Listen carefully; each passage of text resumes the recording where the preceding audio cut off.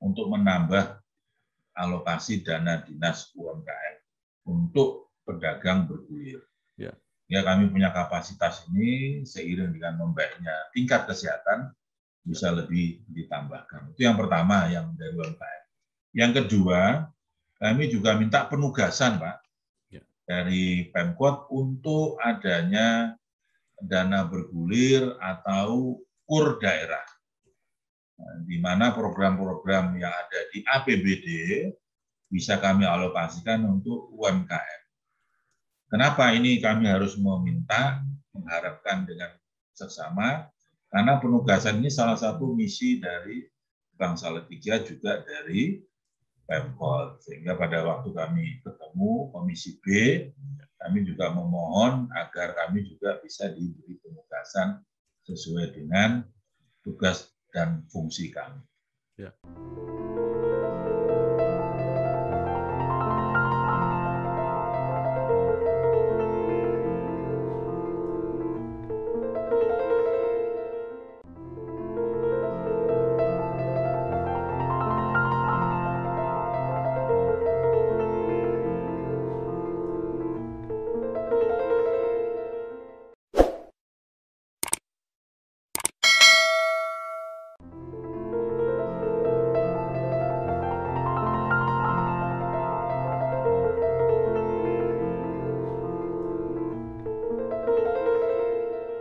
Assalamualaikum warahmatullahi wabarakatuh.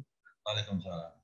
Bersama saya Bambang Sadono di channel Bangsa TV. Mudah-mudahan channel ini bisa terus mencatat prestasi, mendorong kreasi, dan membangun motivasi.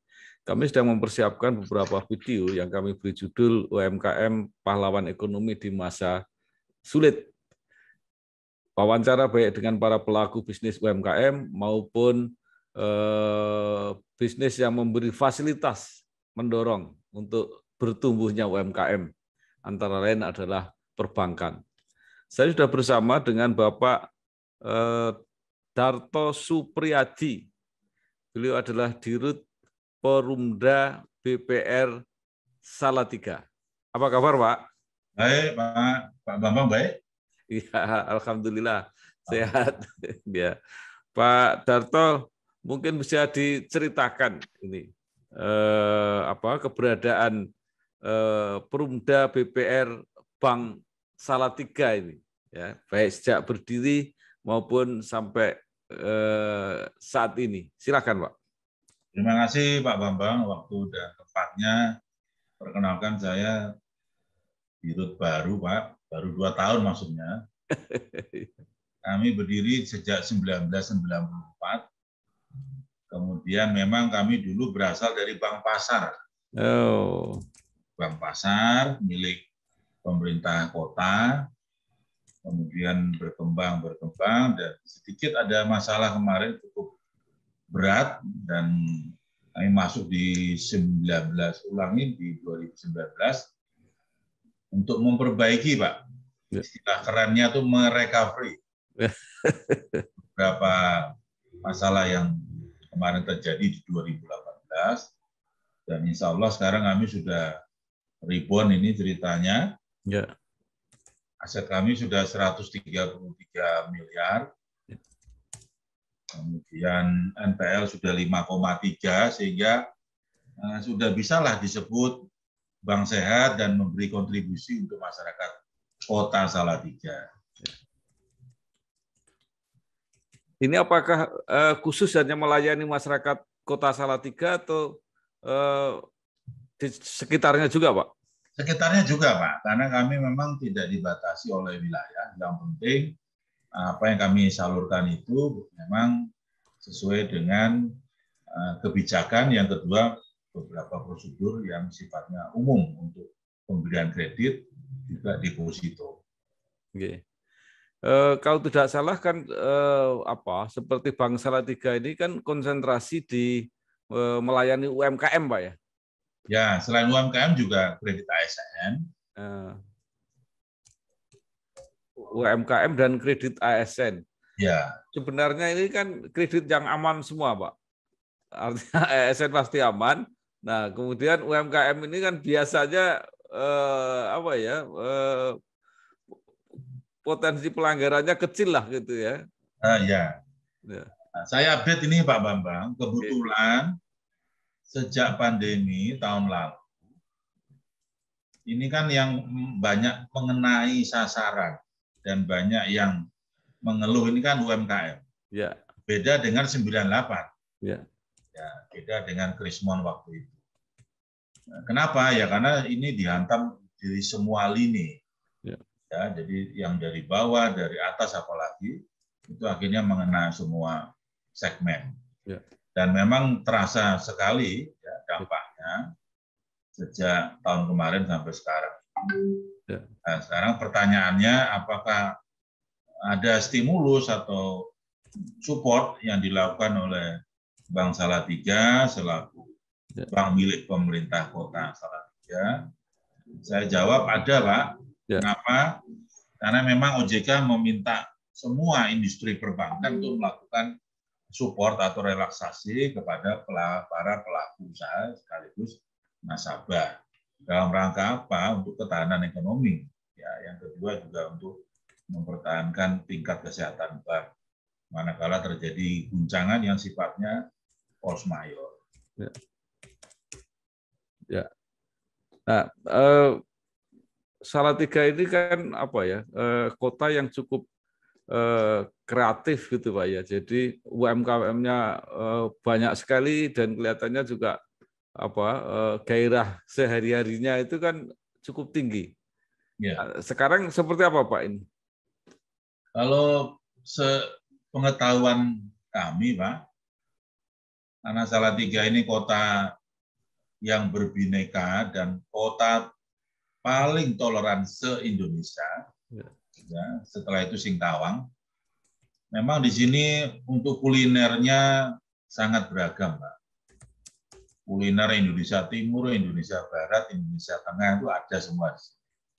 Dan memang semua beragam suku ada di sini. Ya. Sehingga betul-betul memang miniatur Indonesia. Yang kedua, Pak, karena memang ini miniatur Indonesia, memang akhirnya banyak hal-hal yang sifatnya beragam di sini. Mulai dari industri rumahan, kemudian kuliner, bahkan apa itu semacam perkumpulan untuk teman-teman yang di luar daerah juga di sini beragam, mengikuti busana dan seterusnya. Hingga kalau mau mencari apapun di sini kelihatannya tidak terlalu sulit. Kenapa? Karena semua daerah punya keunikan sendiri-sendiri yang di sini ditonjolkan. Nah, kalau sesama perbankan, Pak, bagaimana posisi Bank Salatiga ini? Kan seharusnya menjadi bank yang paling dekat dengan masyarakat Salatiga, Pak. Ya, Pak. Kami berusaha mendekat, Pak. Kenapa? Karena memang beberapa hal yang kemarin terjadi itu cukup menguras tenaga kami. Sehingga pada waktu 2 tahun ini kami coba untuk melakukan penetrasi di UMKM, di pasar, itu juga beberapa kegiatan yang sifatnya tidak melulu bisnis, Pak. Ya. Ini yang kami lakukan. Yang pertama tadi memang, Pak, apa sih yang bisa kami lakukan untuk UMKM? Terus terang di tempat kami ini yang UMKM, Pak, ada kurang lebih 59 miliar outstanding-nya ya. Ya. Terdiri dari 337 nasabah. Namun demikian, yang ikut relaksasi itu kurang lebih 65 nasabah atau 10,2 M. Kalau kita lihat prosentasenya, Pak, ini 17,4% yang terkena dampak dari program relaksasi ini. Ini salah satu wujud agar nanti UMKM ini tetap bertahan di tengah himpitan COVID. Kalau lihat nasabahnya kurang lebih hampir 20%, Pak, yang sudah mengikuti program relaksasi. Dan ini sangat efektif untuk membantu menghela nafas teman-teman di UMKM. Ya. Nah, sekarang kan kelihatannya pandemi ini sudah mulai apa Pak? Sudah mulai melandai gitulah ya, sangat terasa sekali. Nah, bagaimana kira-kira dampaknya ke depan ini tahun 2022? Kami memang cukup hati-hati, Pak, menyikapi statement melandai ini. Ya. Kenapa? Karena memang COVID ini kan tidak bisa ditebak. Ya. Kadang melandai, tahu-tahu meledak. Karena di beberapa tempat umum itu sudah seperti tidak ada COVID seolah-olah. Ya. Yang kedua, prokes sudah mulai agak longgar. Sehingga kami melihat bahwa apakah betul statement nanti di bulan Desember ini terjadi gelombang ketiga. Ini yang kami harus waspada. Kenapa? Ya karena memang puncaknya semua kegiatan itu kan pada waktu berkerumun. Dan mudah-mudahan dari kami sih mengharapkan dunia usaha tidak terlalu terpengaruh, harapan kami semua demikian. Walaupun demikian, mungkin warga dan masyarakat juga bisa tetap mempertahankan prokes, sehingga nanti gelombang ketiga itu tidak terlalu berat dampaknya untuk dunia usaha dan perbankan. Demikian Pak Bambang. Ya. Kalau bentuk-bentuk apa Pak produk yang ditawarkan ke UMKM terutama yang mikro apa Pak yang dilayani oleh Bank Salatiga? Kalau mikro seperti biasa Pak, seperti bank-bank yang lain, kami memberi kredit modal usaha. Modal usaha ini kan untuk mempertahankan salah satunya modal yang ada, yang kemarin-kemarin sudah sempat terganggu gitu. Ya. Kemudian kalau masih lancar, kami coba menambahkan dana atau istilah perbankan namanya top up ya, untuk menambah helaan napas yang kemarin juga agak tersengal-sengal, sehingga dengan sedikit demi sedikit direlaksasi atau ditambahi modal, ini bisa sedikit banyak membantu mengangkat potensi UMKM agar lebih produktif menjelang menurunnya pandemi COVID-19 ini. Ya. Ini salah satu upaya paralel Pak yang kami coba ya, segera mengangkat para pelaku UMKM. Ya. Ternyata UMKM itu tidak hanya apa Pak, perdagangan, kuliner, tapi juga ada yang bidang peternakan, itu juga ada apa Pak, pengusaha-pengusaha yang tergolong UMKM Pak. Kalau UMKM peternakan ada Pak, misalnya yang ayam ya Pak, ayam. Kemudian ada yang potong, ya, ada pedaging dan telur, ya, kemudian ada yang bebek dan lele dan seterusnya ini Pak. Ya, memang di sekitar Salatiga ini yang UMKM untuk unggas dan sebagainya tidak terlalu banyak Pak. Karena memang ini kan biasanya di daerah agak pinggir Pak. Ya. Kan yang lahannya cukup luas, dan yang kedua mungkin jauh dari pemukiman yang berdampak kepada analisa lingkungan kali kalau masalah ayam dan seterusnya. Demikian Pak. Ya. Kalau melihat pasarnya, kemana lagi pengembangan Bank Salatiga ini Pak? Kalau nanti sudah melayani Salatiga dan sekitarnya ini. Kalau kami melihat yang bisa kami jangkau bulan-bulan ke depan ini selain properti Pak, ya, ini juga ada bantuan kredit untuk proyek-proyek yang sifatnya menengah ke bawah Pak. Karena memang seiring dengan berkurangnya refokus masalah COVID, alokasi APBD dan lain-lain itu biasanya sudah mulai kembali ke pembangunan, baik fisik maupun non fisik. Begitu juga dunia usaha, Pak. Jadi kami mengikuti irama yang ada di pasar. Kira-kira nanti yang mulai berkembang, mulai menggeliat, mana yang lebih potensi. Demikian. Ya. Kalau seperti Bank Salatiga ini, bagaimana Pak cara mengelola modalnya? Apakah itu modal sepenuhnya dari pemerintah kota atau juga mendapat dari antar bank gitu? Terima kasih Pak Bambang. Pertanyaannya termasuk menukik ini. Kalau bank modal memang Pak, memang kami pertama dimodali oleh Pemkot. Sampai hari ini kan kami sudah dimodali 43M. Kemudian sisanya, karena aset kami 133 itu, sisanya dari mana? Ya tentu dari masyarakat, Pak.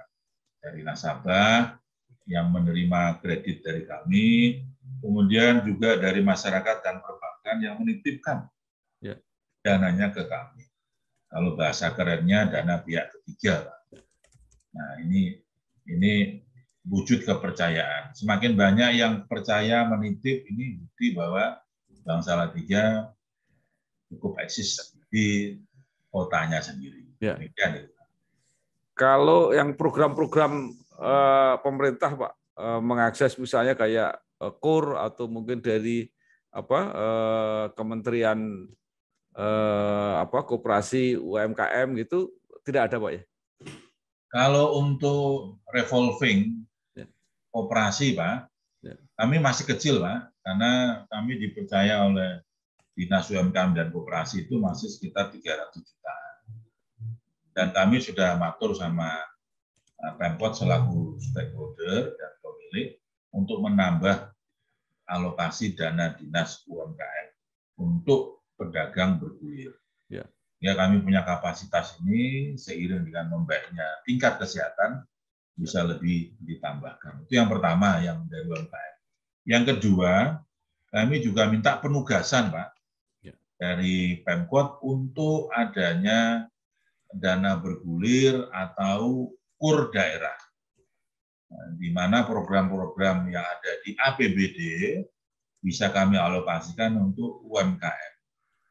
Kenapa ini kami harus meminta, mengharapkan dengan seksama, karena penugasan ini salah satu misi dari Bank Salatiga juga dari Pemkot. Sehingga pada waktu kami ketemu Komisi B, kami juga memohon agar kami juga bisa diberi penugasan sesuai dengan tugas dan fungsi kami. Ya. Pak, kalau di lapis bawah itu kan pangsa pasar kredit itu kan cukup besar. Itu terbukti dengan di luar perbankan kan masih ada yang kita kenal sehari-hari, ada rentenir, ada pinjol dan sebagainya. Ya. Nah, bagaimana bisa masuk ke situ, Pak? Sebenarnya kalau di bawah itu besar, Pak, memang besar, kami menyadari itu, tapi memang perlu edukasi yang intensif, Pak. Kenapa perlu edukasi yang intensif? Karena banyak masyarakat yang masih awam terhadap beberapa lembaga keuangan. Awamnya di mana, Pak? Ada resiko, ada kenyamanan, ada kehati-hatian di situ yang harus dimengerti oleh semua. Kalau dalam hal proses cepat tapi berisiko, ini yang terjadi selama ini dengan pinjol-pinjol yang tidak resmi. Karena mereka taunya pinjam mudah, ternyata urusannya di belakang sulah. Sulaya maksudnya, susah. Sulah itu sulaya. Yang kedua, ada juga lembaga perbankan non-bank yang melakukan hal-hal simpan pinjam yang sifatnya malah menurut kami lebih kepada penghimpunan dana. Kemudian lembaga itu tidak ada penjaminannya. Ya.